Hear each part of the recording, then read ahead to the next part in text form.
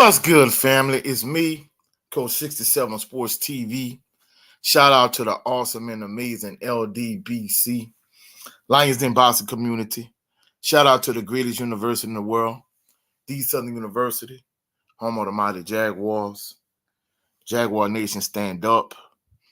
This is a special live stream dedicated to Southern University's 2024 signing class.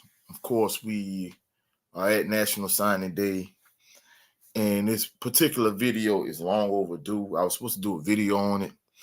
However, I had a lot of other previous commitments in terms of doing a live broadcast for the middle school games that I've been doing commentary on.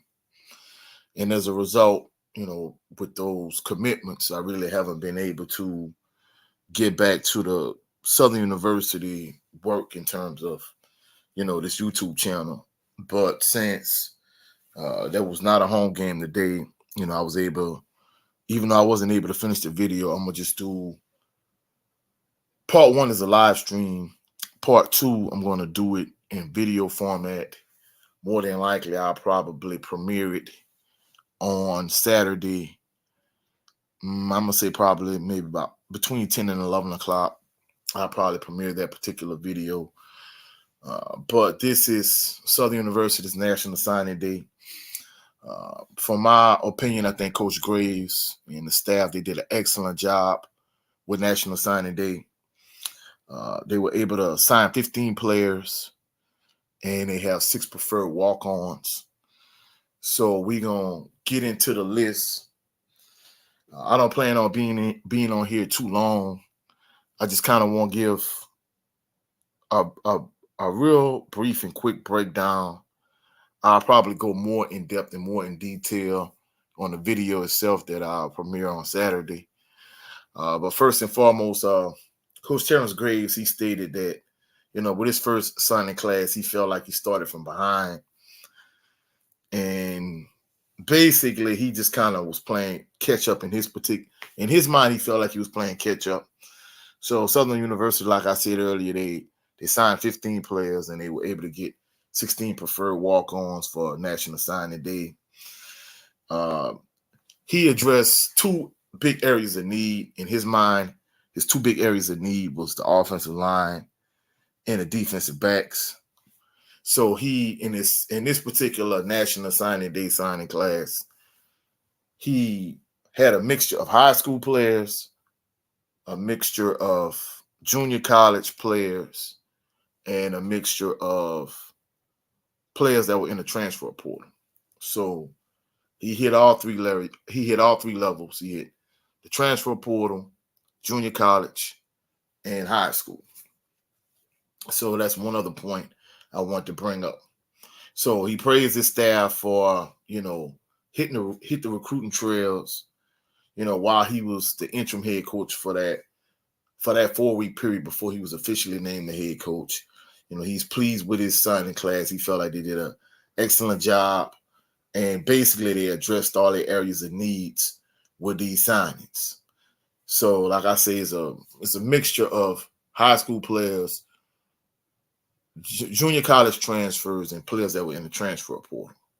So, first and foremost, he had, 4 local players that he feel like make a real impact. And I'm gonna just kind of quickly and briefly hit on them, and then I'm gonna give you the whole list player by player. So he got running back Barry Remo and defensive back Jalen Wood from Catholic High. I feel like Barry Remo of the preferred walk-ons, I think he might be the steal of that group. He fits into that Southern University prototype of running backs over the years, like Carl Ligon, Kendrick Grimes. Just for the current backs like Gary Quarles Jr., he kind of fits into that prototype. If we talking about historical running backs, maybe like running back like Steve Warford, Ryan Lewis, Gerald Holmes. He's that type of prototype. He's a smallish back, third down type back. He's that prototype. Also, they were able to get offensive lineman Keidron Holiday from Liberty and linebacker that's in their backyard, Ethan Jupiter from Southern Lab. These players are among the preferred walk-ons. Now, getting to the actual players, first they were able to get a player from URM, University of Louisiana in Monroe, transfer offensive lineman Carmelo Crump. He's 6'2", 294. In addition to that, they were able to get a Georgia Military College transfer, Antonio Sanders. He's 6'2", 370. Both offensive linemen are already in school, so he feel like that's going to give him a head start and a competitive advantage over some of the players, some of the offensive linemen that they brought in. Basically, he said that they need more depth on the offensive line. In addition to needing more depth, he felt like they needed, some experience. He already feel like he has a good core of younger guys, but he needed some older guys to bring balance to that particular situation. So, having a good group of core young guys is good, but in today's landscape of college football, you have a lot of players, especially, having guys that are like 5th and 6th and 7th year, some even 8th year seniors. So basically, he wanted to bring some experience to his roster. In addition to that, he was able to get a player to flip from Jackson State to Southern University. Now, this brought a little drama and a little controversy. So he was able to get offensive lineman Caleb Bailey. He's 6'6", 328 of Adams Country Christian in Natchez. He flipped him from Jackson State to Southern, so that was able to work in their favor. Also, he was able to get defensive tackle Darius Jackson, an Arkansas State transfer who signed late at the end of last year until he enrolled. He enrolled in January. He was able to get Antonio Sanders and Carmelo Crump. He felt like those guys, they're going to help us. Basically, this is the words. He felt like they're going to help us right away.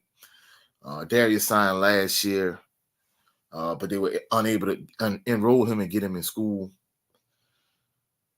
Basically, he thinks these players are going to be impact players. He was also able to get transfers Xavier Spencer and Jamarius Brown and Elijah West.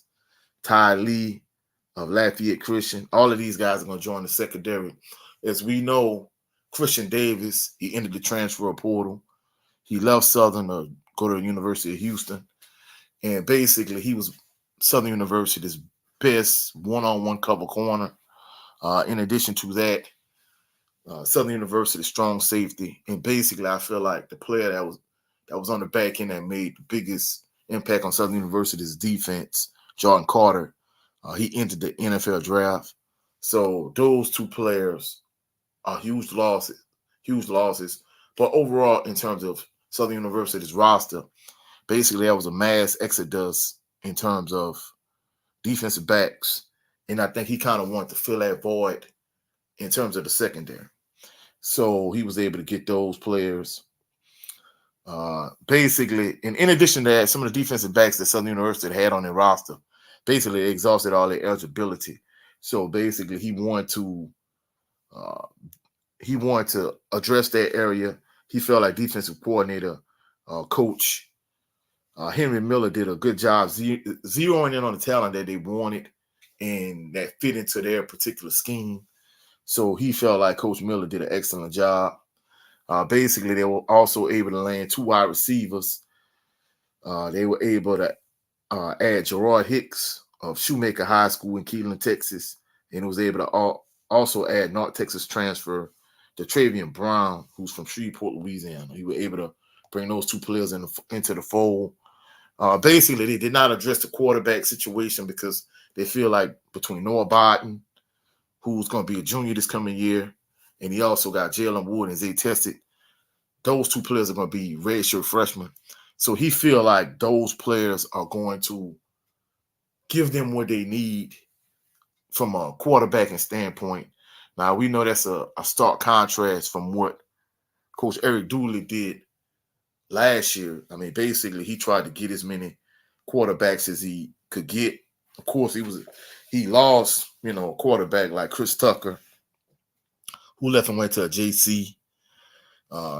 He lost Clifton McDowell, who basically committed to Southern and decommitted and ended up becoming Conference Player of the Year in the conference he ended up going to. So basically, Coach Graves, he felt like the quarterback position was set. He's comfortable with Noah Biden. He's comfortable with Jalen Wood and Zay Tessick. He feel like those three guys are his guys. Now, who's going to start of those three, we don't know, because a lot during the course of the season, I heard that from a talent standpoint that Jalen Woods and Zay Tessick, from a talent standpoint, they were the two most talented players on Southern University's roster. However, when it came down to actually the player that had the most experience, I think that was the reason why they went with Harold Blood. But, Noah Biden, he gave a good accounting of himself in a couple of games he played and during the course of the year. And he played decent, good enough for them to win in a Bayou Classic. I mean, even though he had the one bad pick six, but even with that being said, I felt like he had a solid performance in that particular game. So basically, of those three guys, based on how things go in the spring, that's going to determine who's going to be the starting quarterback or who's going to get the first, crack at things from a starting quarterback position in terms of who's going to be the leader in the clubhouse going into the summer. So basically, of course, I'm going to cover Southern University football heavy in the spring. I'm going to be at the spring game this year if the law says the same.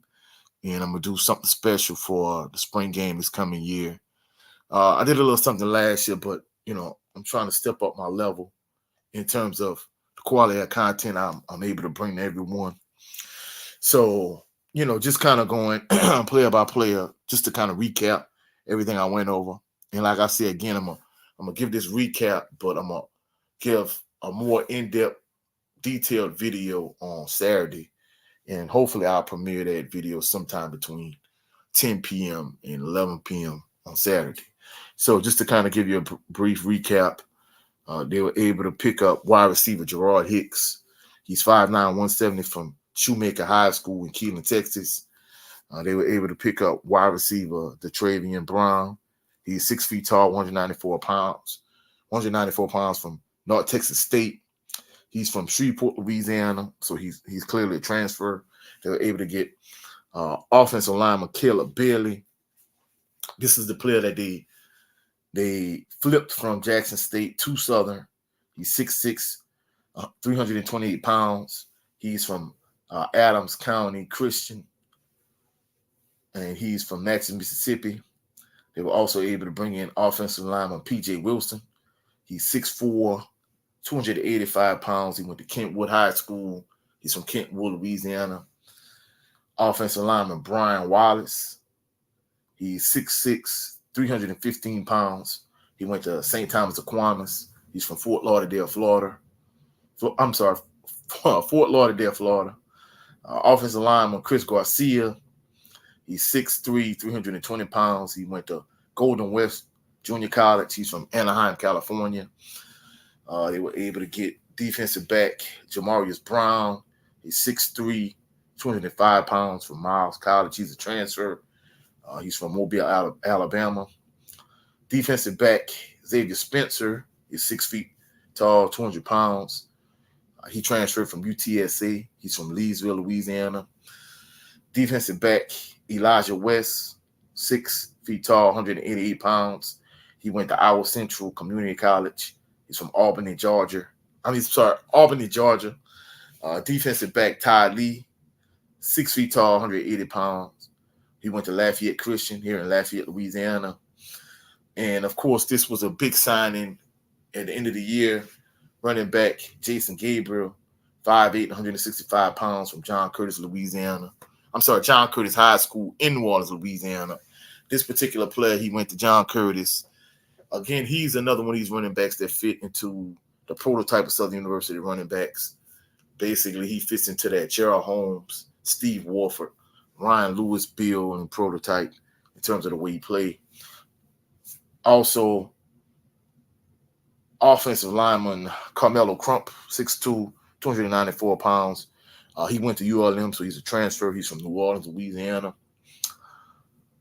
Offensive lineman Antonio Sanders, 6'2", 370. Went to Georgia Military College. He's from Hawkinsville, Georgia. Also, defensive lineman Darius Jackson, 6'2", 328. Went to Arkansas State. He's from Memphis, Tennessee. Linebacker Grayson LaFleur, 6 feet tall, 220 pounds.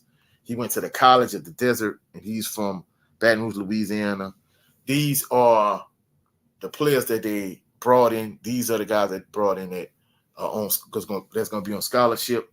Now, these are going to be the preferred walk-ons. I feel like of this group, the first player, running back Barry Remo, 5'9", 185 pounds. Went to Catholic High. He's from here in Baton Rouge, Louisiana. I feel like this particular player could be the steal of this particular group.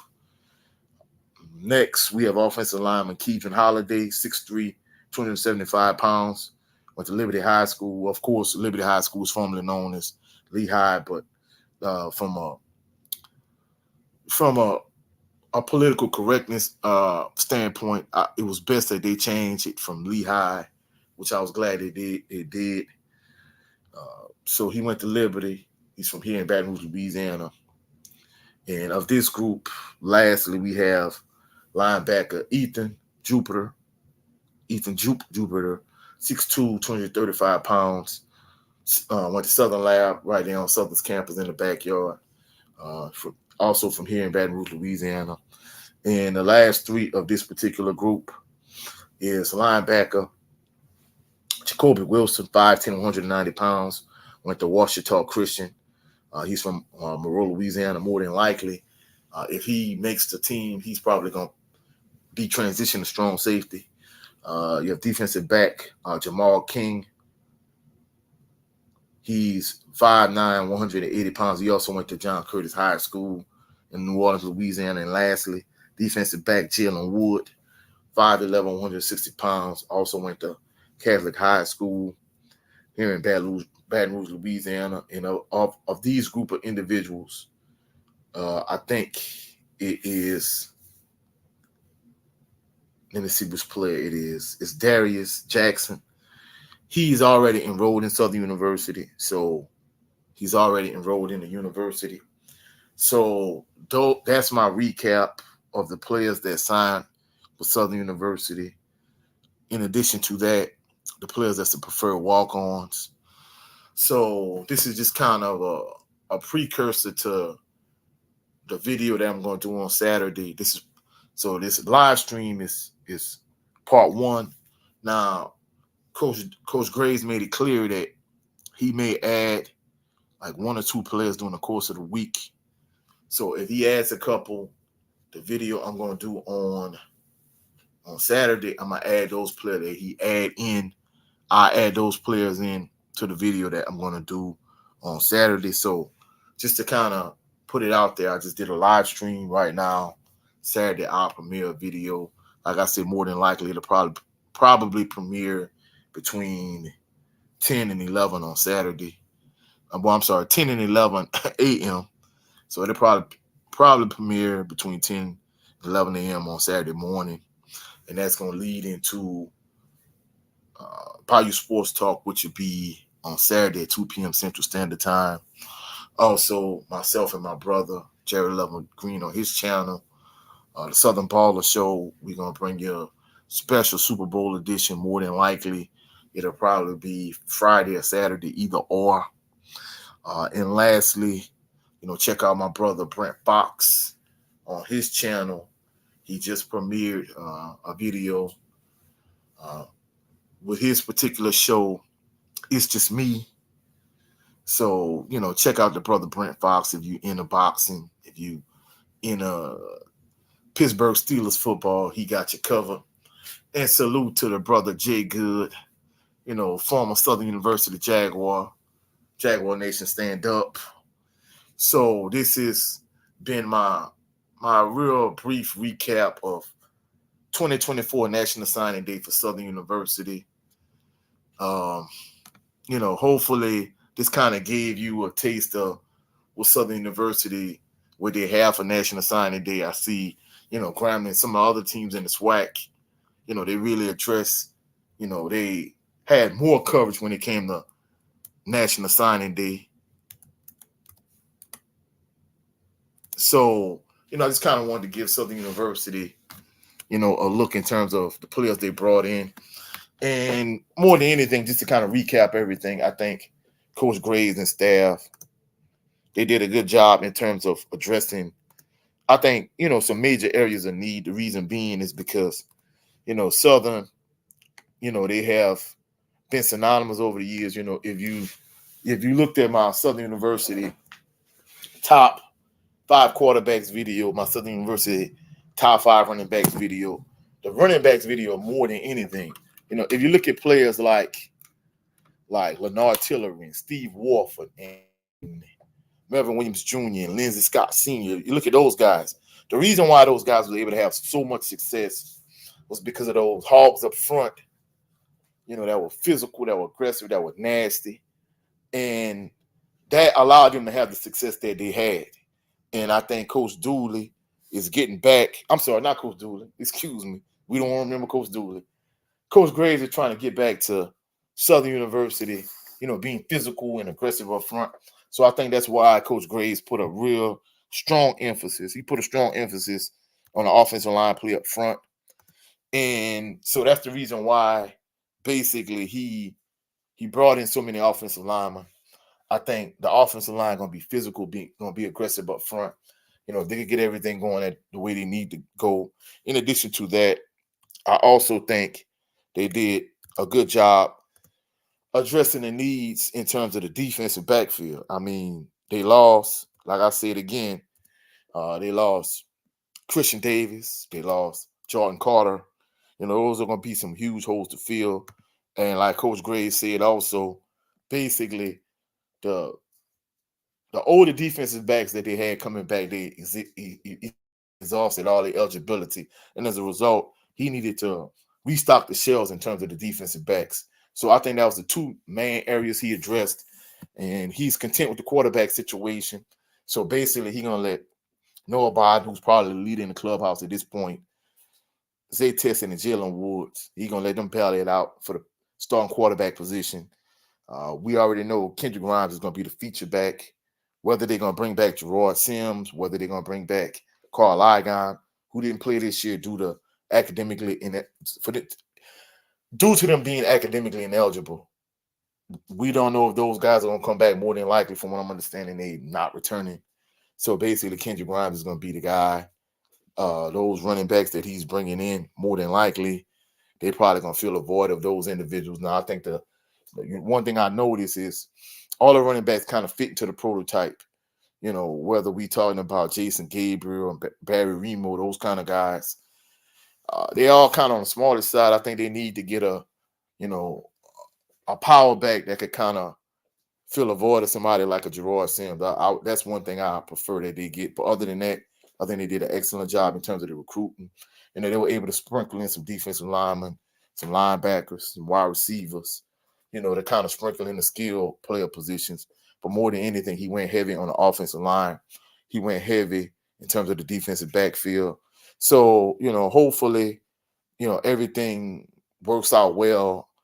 I'm not saying Southern University is going to win the SWAC championship next year, but hopefully Coach Graves could make the right steps in the right direction in terms of getting Southern University back, to prominence, to glory, to competing for SWAC championships year in, year out, to winning the SWAC championship, to winning the Celebration Bowl, winning another Black National Championship, the next couple years, next few years, whatever the case may be. So, hopefully he could kind of get, things going back in the right direction. I think more than anything, I think in addition to that, I think, being able to fill a void of Taj Brown, being able to fill a void of Jalen Campbell, it's going to be interesting to see how you feel those two voids, because, they were big on the defensive side.